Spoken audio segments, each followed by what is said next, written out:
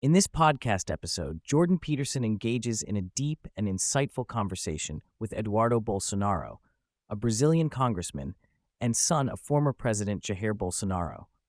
The discussion covers a wide range of topics, including the political landscape in Brazil, the implications of social media on politics, and the ongoing battle for free speech. Eduardo Bolsonaro begins by outlining the historical context of Brazil's political landscape, particularly the military regime that lasted from 1964 to 1985. This period was marked by significant political repression, with the military government taking control in response to fears of communism. Eduardo explains that the military regime was initially supported by various sectors of society, including the Catholic Church and the press, who were concerned about the potential for Brazil to become a communist state akin to Cuba. The military's rule led to economic growth and infrastructure development, but it also resulted in human rights abuses and censorship. After the return to democracy in 1985, Brazil saw a shift in political dynamics with the rise of leftist parties. Eduardo notes that the political spectrum in Brazil has been polarized, with the left gaining significant influence in the media and educational institutions. This polarization has created a challenging environment for conservative voices, which Eduardo and his father have sought to navigate. The discussion highlights the ongoing culture war in Brazil, which mirrors similar conflicts in the United States and other Western nations. A significant portion of the conversation revolves around the impact of social media on political discourse in Brazil. Eduardo emphasizes that social media has become a powerful tool for political engagement, allowing candidates to connect directly with voters without the filter of traditional media. He recounts how his father's campaign in 2018 utilized platforms like Twitter and Facebook to reach a broad audience, effectively bypassing the mainstream media's narrative. Eduardo argues that the rise of social media has democratized information dissemination, enabling alternative voices to emerge. He contrasts this with the traditional media landscape, which he describes as increasingly controlled by leftist ideologies. The ability to communicate directly with the public has empowered conservative politicians like his father, who have been able to build a loyal following despite facing significant opposition from established media outlets.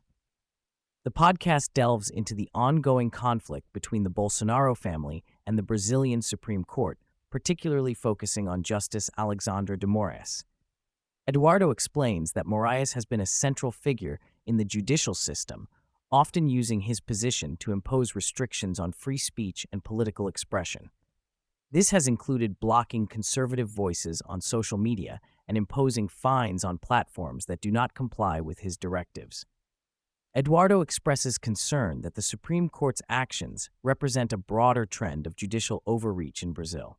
He argues that the court's decisions are not only politically motivated, but also undermine the democratic principles enshrined in the Brazilian Constitution. The discussion highlights the precarious balance of power between the judiciary and the executive branch, raising questions about the future of democracy in Brazil.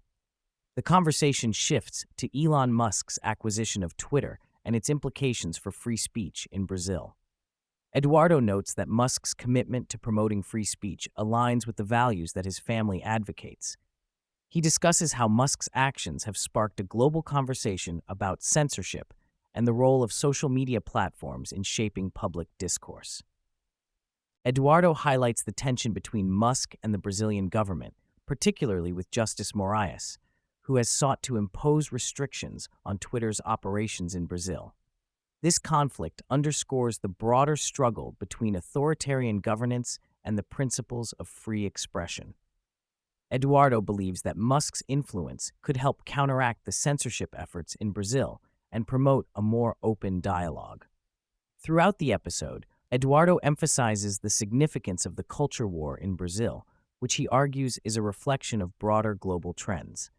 He discusses how issues such as gender ideology, political correctness, and social justice have become battlegrounds for ideological conflict.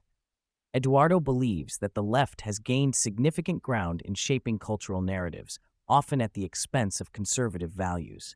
The culture war has manifested in various ways, including attempts to impose affirmative action policies and restrict religious freedoms. Eduardo argues that these developments threaten the fabric of Brazilian society and undermine traditional values.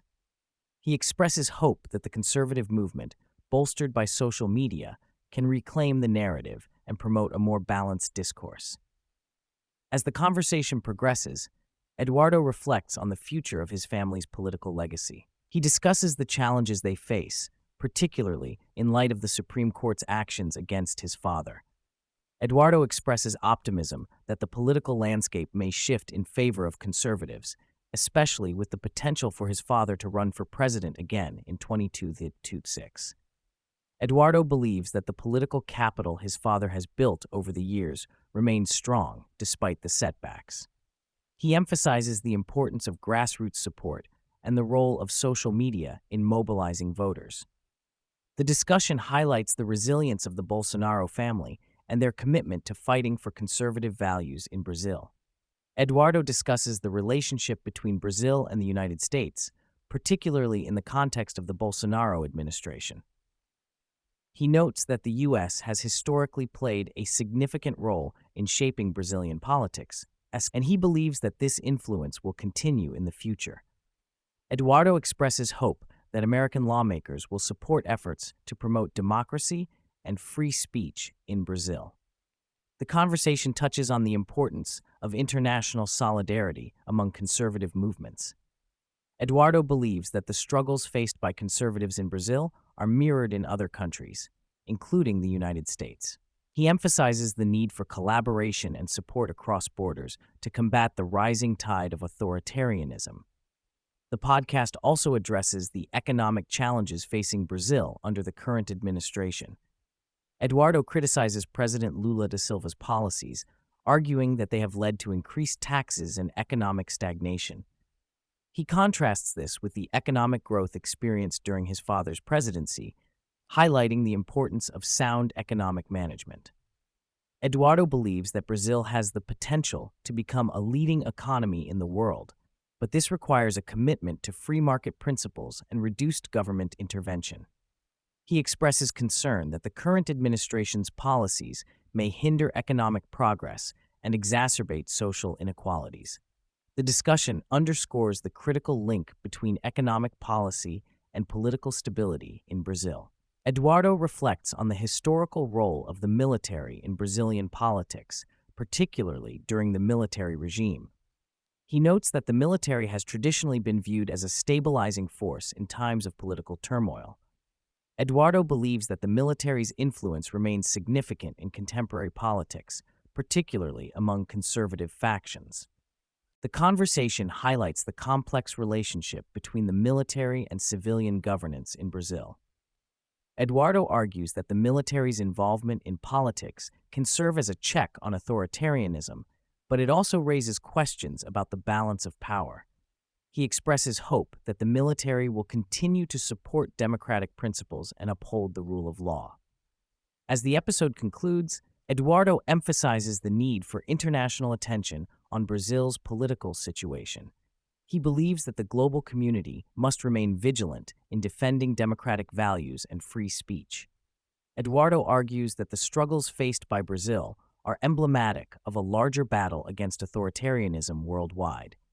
The discussion underscores the interconnectedness of global politics and the importance of solidarity among nations. Eduardo expresses gratitude for the support of international allies and calls for continued engagement to promote democracy and human rights in Brazil.